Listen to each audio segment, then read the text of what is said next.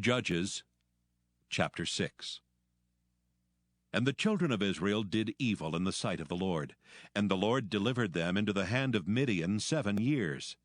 And the hand of Midian prevailed against Israel, and because of the Midianites the children of Israel made them the dens which are in the mountains, and caves, and strongholds. And so it was, when Israel had sown, that the Midianites came up, and the Amalekites, and the children of the east, even they came up against them.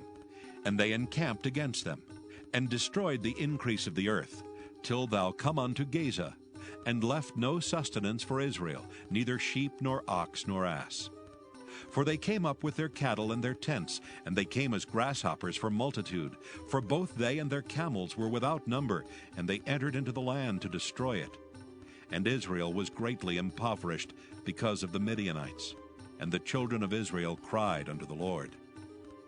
And it came to pass, when the children of Israel cried unto the Lord because of the Midianites, that the Lord sent a prophet unto the children of Israel, which said unto them, Thus saith the Lord God of Israel, I brought you up from Egypt, and brought you forth out of the house of bondage.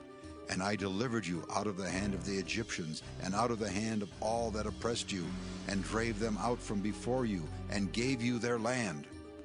And I said unto you, I am the Lord your God. Fear not the gods of the Amorites, in whose land ye dwell, but ye have not obeyed my voice.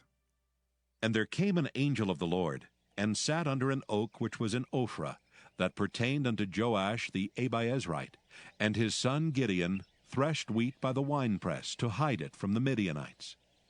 And the angel of the Lord appeared unto him, and said unto him, The Lord is with thee, thou mighty man of valor.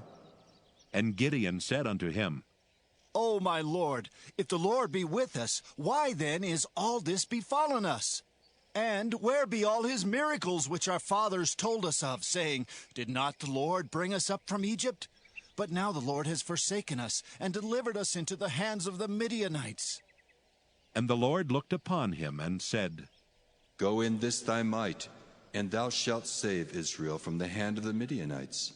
Have not I sent thee? And he said unto him, O my Lord, wherewith shall I save Israel? Behold, my family is poor in Manasseh, and I am the least in my father's house. And the Lord said unto him, Surely I will be with thee, and thou shalt smite the Midianites as one man. And he said unto him, If now I have found grace in thy sight, then show me a sign that thou talkest with me.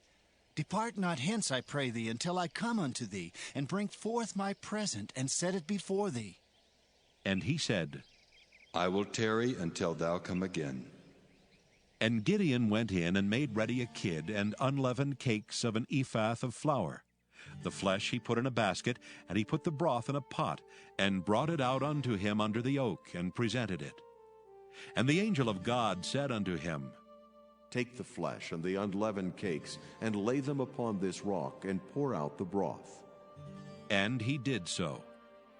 Then the angel of the Lord put forth the end of the staff that was in his hand, and touched the flesh and the unleavened cakes. And there rose up fire out of the rock, and consumed the flesh and the unleavened cakes. Then the angel of the Lord departed out of his sight. And when Gideon perceived that he was an angel of the Lord, Gideon said, Alas, O Lord God, because I have seen an angel of the Lord face to face. And the Lord said unto him, Peace be unto thee. Fear not, thou shalt not die. Then Gideon built an altar there unto the Lord, and called it Jehovah Shalom. Unto this day it is yet in Ophrah of the Abiezrites. And it came to pass the same night that the Lord said unto him, Take thy father's young bullock, even the second bullock of 7 years old, and throw down the altar of Baal that thy father hath, and cut down the grove that is by it. And build an altar unto the Lord thy God upon the top of this rock in the ordered place. And take the second bullock, and offer a burnt sacrifice with the wood of the grove which thou shalt cut down. Then Gideon took 10 men of his servants, and did as the Lord had said unto him. And so it was, because he feared his father's household and the men of the city, that he could not do it by day. that he did it by night.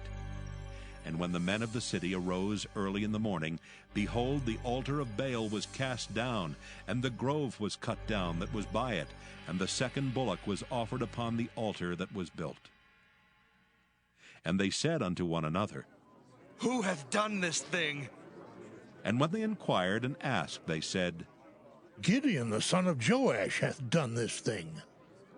Then the men of the city said unto Joash, Bring out thy son that he may die, because he hath cast down the altar of Baal, and because he hath cut down the grove that was by it. And Joash said unto all that stood against him, Will ye plead for Baal? Will ye save him? He that will plead for him, let him be put to death whilst it is yet morning. If he be a god, let him plead for himself, because one hath cast down his altar. Therefore on that day he called him Jerubbaal, saying, Let Baal plead against him, because he hath thrown down his altar. Then all the Midianites and the Amalekites and the children of the east were gathered together, and went over and pitched in the valley of Jezreel. But the Spirit of the Lord came upon Gideon, and he blew a trumpet, and Abiezer was gathered after him. And he sent messengers throughout all Manasseh, who also was gathered after him. And he sent messengers unto Asher, and unto Zebulun, and unto Naphtali, and they came up to meet them. And Gideon said unto God, If thou wilt save Israel by mine hand, as thou hast said, behold, I will put a fleece of wool in the floor.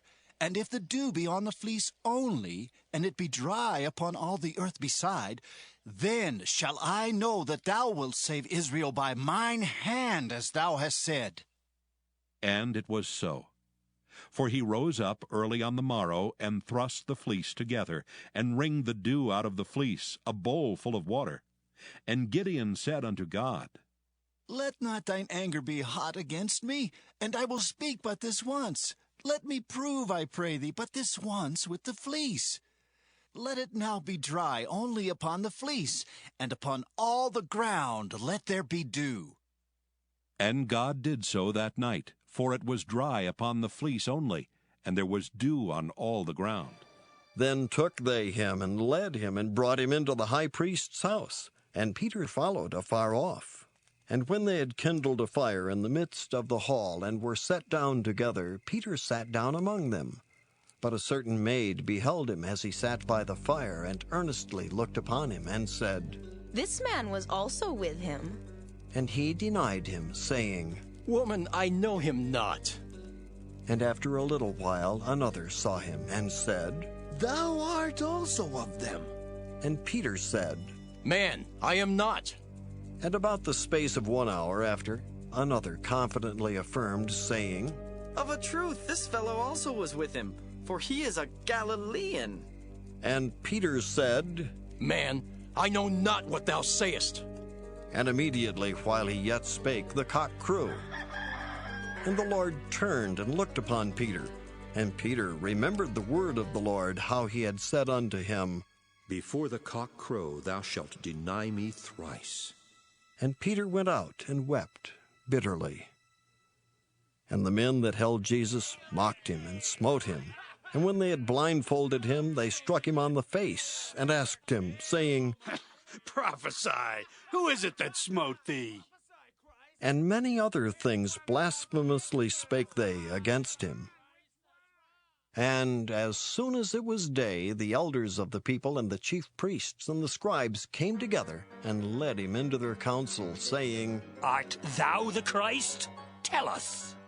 And he said unto them, If I tell you, ye will not believe, and if I also ask you, ye will not answer me, nor let me go. Hereafter shall the Son of Man sit on the right hand of the power of God.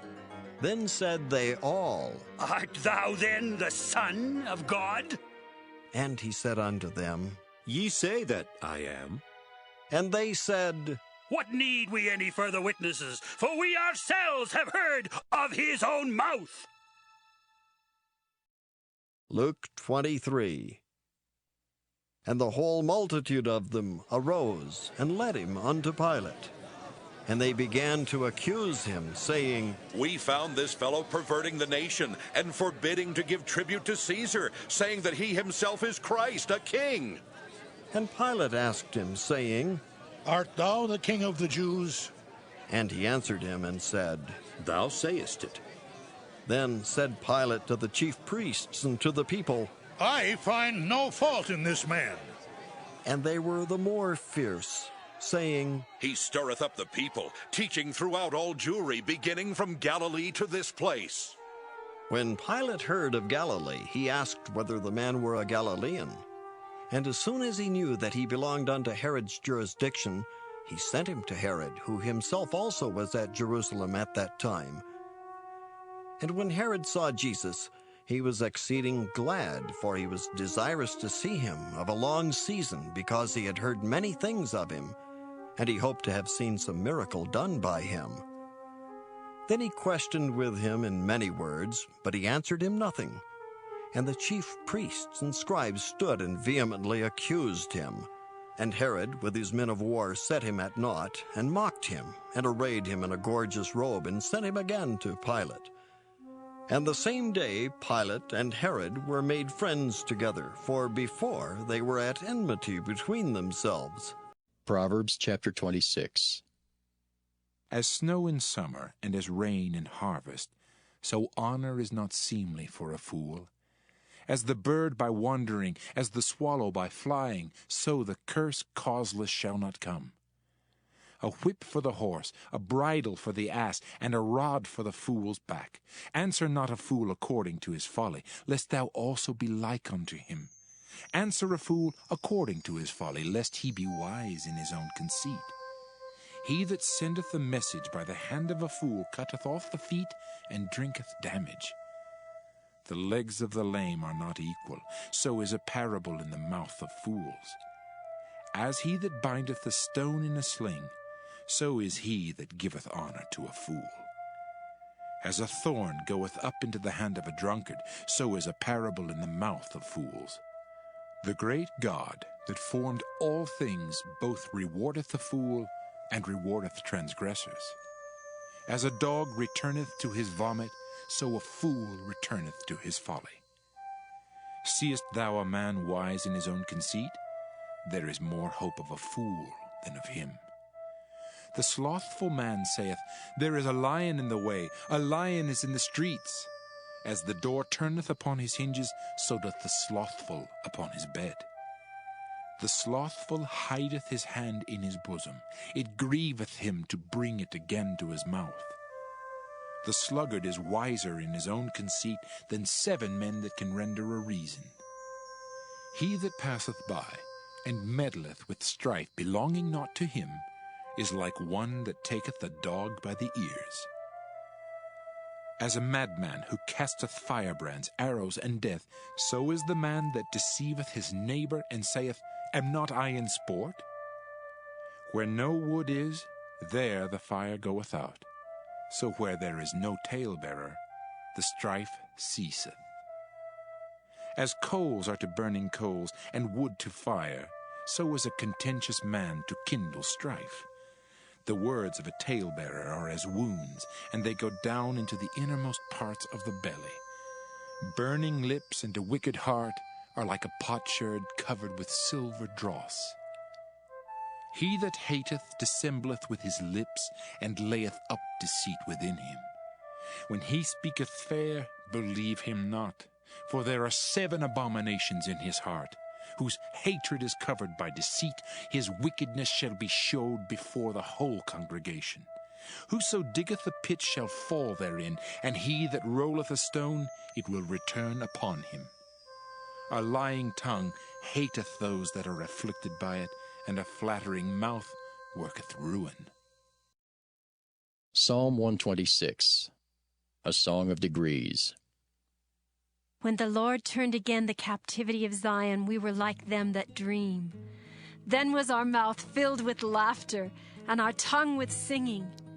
Then said they among the heathen, The Lord hath done great things for them. The Lord hath done great things for us, whereof we are glad. Turn again our captivity, O Lord, as the streams in the south. They that sow in tears shall reap in joy. He that goeth forth and weepeth, bearing precious seed, shall doubtless come again with rejoicing, bringing his sheaves with him. Psalm 127, a song of degrees for Solomon.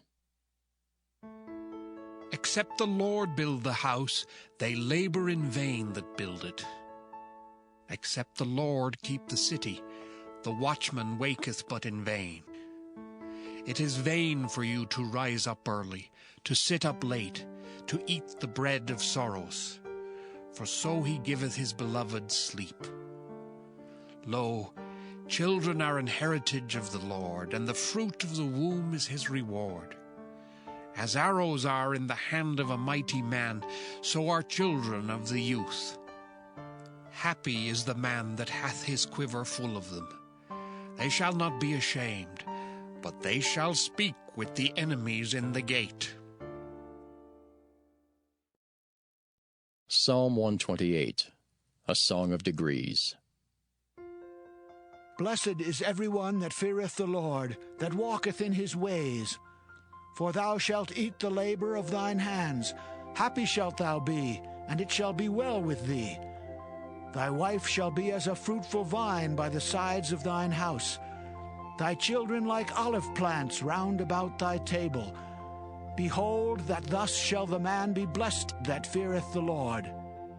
The Lord shall bless thee out of Zion, and thou shalt see the good of Jerusalem all the days of thy life.